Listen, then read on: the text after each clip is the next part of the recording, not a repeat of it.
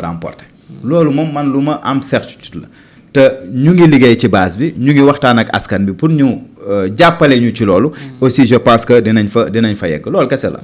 waaw ku mel ni Amadou Ba Khalil bu ko Diomaye defoon tey premier ministre lan moo ciy doon sa position. bon xam nga mooy li may wax président de la république am na droit jël ci 19 millions de sénégalais yëpp képp ku ko neex. mu nommé ko premier ministre. loolu ci pouvoir discrétionnaire du président de la république bu ko article su ma jumul 49 may mu nommé un premier ministre. bu paree nommé ay comment on appelle ça des ministres sous la proposition du premier ministre man daal li ma gëm mooy loolu waaye nag yaakaar naa ni que président de la république jël Amadou Ba l'ancien premier ministre yaakaaruma ko de. mu jëli ji ci ñi jàppee woon nitu système. waaw wax nga ko nee nga ni ñu jàppee woon nitu système ba léegi de. man de mënuñu ma wax nitu système kan la man finalement nitu système sax man dama xamatul kan ak kan mooy nitu système. mais loolu parce que ñi jàppe woon nitu système yooyu moo nekkoon seen élément de langage. waaw bokkoon na ci mais fi dañ dem ba maanaam nitu système xamatuñ sax mooy lan. et tey bokk na ci li ko Pastef di reprocher ànd ak nitu système dugganteeg ñoom ba sax privilégier leen au détriment de ses anciens camarades ou de ses camarades de parti. ñi bokk Pastef alors dans ce cas Khalil li ñu doon wax yëpp ci wàllu reddition des comptes. li ñu doon wax yëpp ci mal gouvernance est-ce que tey mun nañu continuer di ko gëm. ah bien sûr. parce que rupture boobu ñu ngi ci nee naa la le projet bi nga xam ne yàgg nañ ko jaay sénégalais yi le président Bassirou Diomaye Faye ci projet boobu la nekk di ko doxal actuellement. te musu cee wàcc te dafa am ñu bokk Pastef ñu commencé wàcc nag projet bi loolu mooy dëgg ñooñu ñoo ñëw indi ci yu bees yoo xam ne musul bokk ci projet bi. moo tax ma ne leen nañ dellu si waat ci projet bi. par exemple bëgg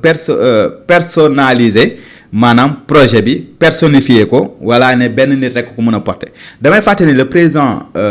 du parti Pastef Ousmane Sonko yàgg na wax projet bi du benn nit moo ko mën a porter.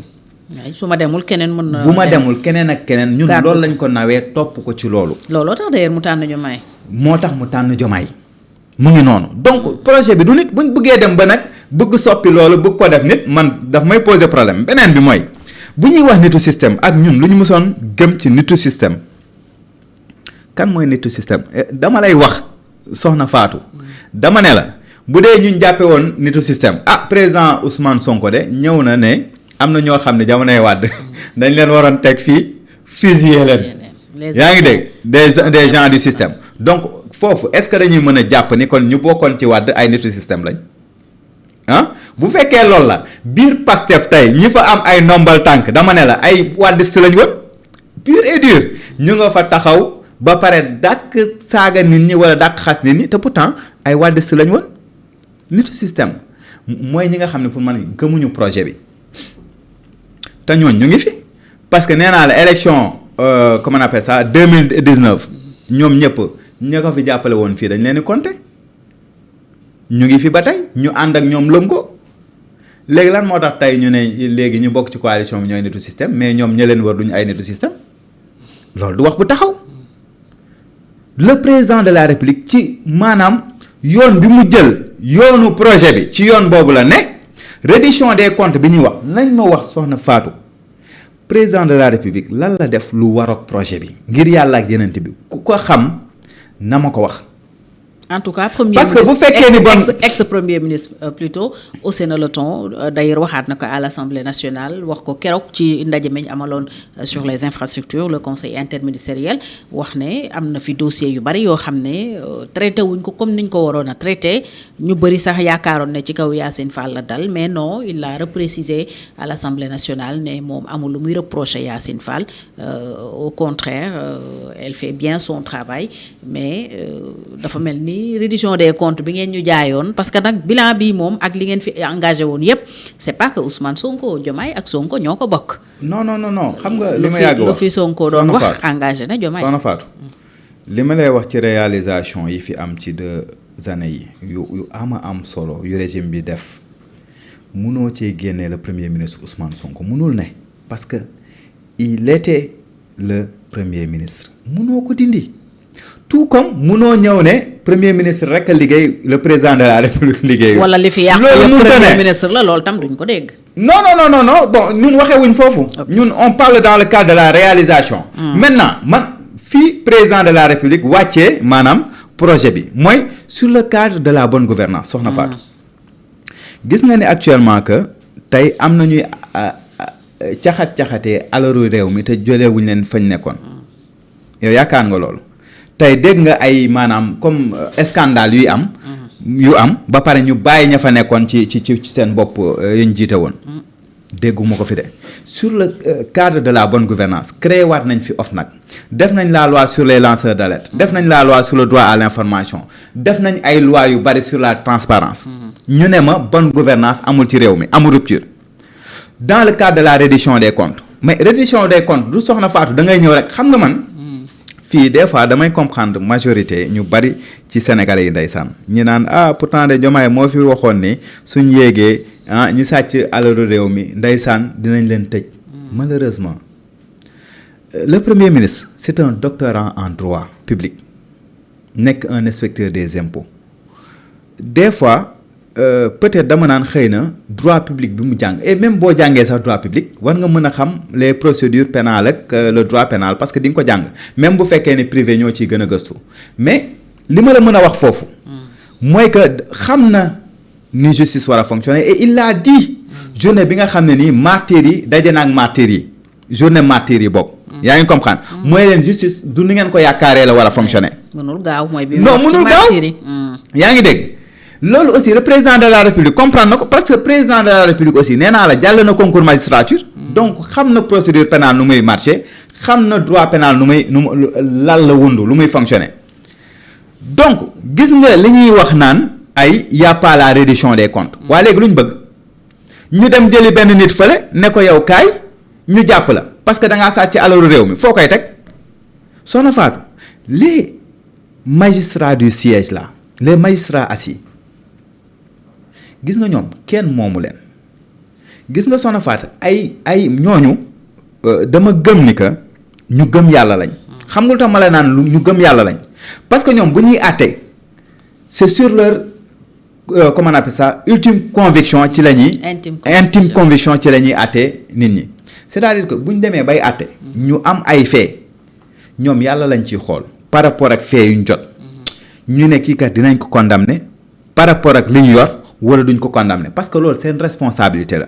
tey bu ñu amul suffisamment élément yu mën a condamner kooku mais loolu mooy tooñ mooy yow yaa ngi tëj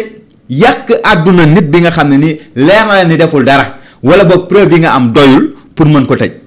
mais ñaata nit lañ fi woo nañ fi plus de 200 personnes def ay enquête léegi lan lañ bëgg def nañ enquête ñii may nañ defal nañ leen ay non-lieu mais loolu mooy reddition des comptes mais reddition des comptes newul ni que par force maanaam dañoo war a jàpp nit ki. alors il s'était aussi engagé président Diomaye peut-être ñu jeexalee foofu à rendre justice aux martyrs est-ce que tey ak li xew audience beeg Antoine Diome ñu bëri en tout cas jàpp nañ ne xel mën na cee tey wala yaakaar yàkkeeku ci malgré tout ça jàpp nga ne le président Diomaye ba tey mi ngi ci engagement wu fexe li xewoon leer ñii ñu war a daan ñu daan leen. le président de la République Bassirou Diomaye Faye li ñu yàgg xeex 10 ans depuis 2014 ba jamonoy tey muy projet bi ci projet boobu la nekk ba léegi et puis la fois passée il l'a dit clairement que enquête yi tàmbale na et que procédure boobu mës naa la ko fi wax xam nga dañu naan martyrs yi mais dañoo gañe nguur gi mais il fallait que ñu changer assemblée nationale buñ changer installé waat leen changer loi sur l'amnistie modification yi et cetera door a mën a tijji enquête yi mais ñaata nit lañ woo pour enquête leen mais ñooñu duñu wax loolu que enquête yi tàmbale na mais des fois Soxna Fatou nga gis enquête buy def 5 ans Barthélémy Dias kaawam boobu ñaata année la def ba bañ koy condamner définitivement boobu jamono kañ la woon fàtte nañ ko c'est que lu toll ni crime moo délicat surtout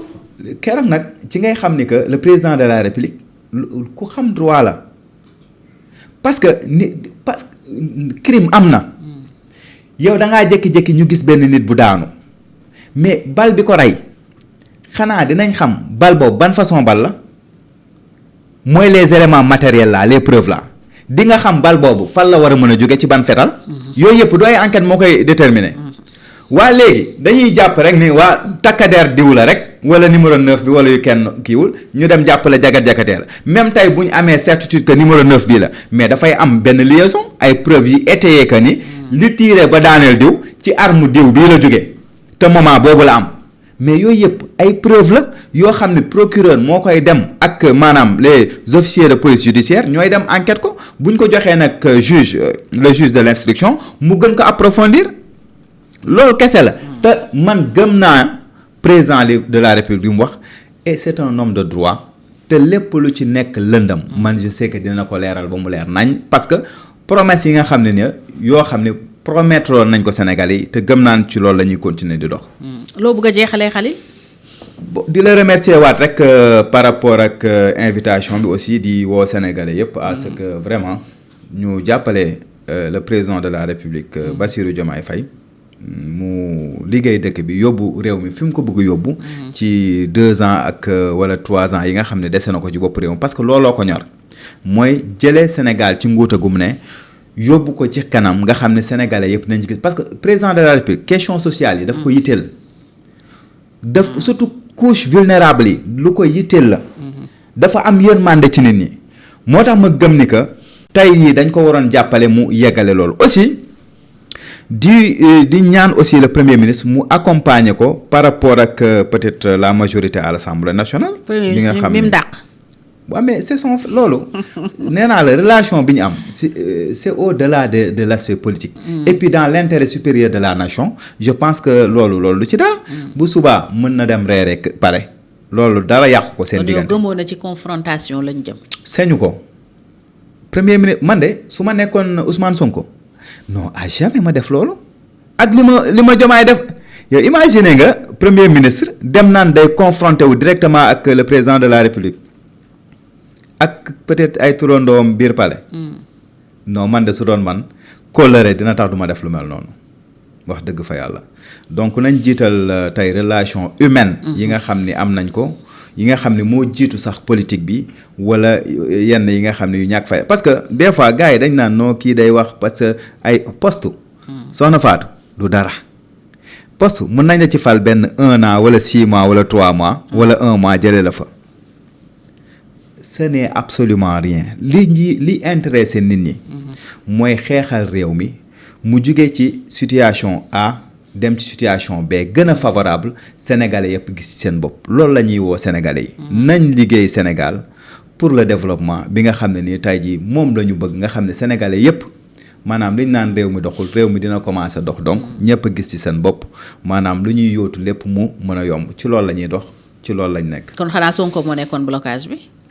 bon je ne dis pas que Sonko moo nekkoon blocage bi je dis tout simplement que peut-être le président de la République dem na ba ne que tey. gis na ni que dafa war a mën a changer waat son gouvernement pour plus d'efficacité et d'efficience et non réew mi mu ngi dox réew mi dox na de réew mi 2 ans yi non xam nga temps bi jeex na mais sinon doon nañ ñëw ci réalisation yi nga xam ne nii 2 ans yi 2 ans yi moom def nañ fi lu ama am solo loo xam ne nii gars yi mën nañ ci teg seen baaraam ne lii ñun ñoo ko fi def donc du ma ne loolu voilà du ma ne peut-être blocage la woon c'est tout simplement le président de la République constitution moo ko may en son article 49 mu nommer un premier ministre et am pouvoir aussi d'émettre ko foofu la maintenant relation yi ñu am c'est relation humaine yoo xam ne c'est au-delà de la politique kon ragal yaakaaroo daal yow ne réew mi mën na jëm ci su doon man maay place Ousmane Sonko laa ragaloo ci itam dara non su doon man maay Ousmane Sonko laa wax loolu la ak lu ñu jàngal ci loolu la ñëpp di ñaan parce que gëm naa ni problème du am seen diggante waaw loolu laa gëm loolu la ñuy ñaan loolu la ñuy ñaan ndax Sénégal quand même dara xaju fii et nit ñi tal nañu leneen lu dul fitna li ñu fi dund 2021 2024 non loolu duñ ko dundati kenn ñaanul ñu dundat ko donc message boobu la ñuy jeexalee di leen gërëm bu baax yéen ñi ñu doon teewlu ci Sénégal Info ak Sans Frontières TV c'était Faf ñu doon ci dalal Khalil Blondin Diop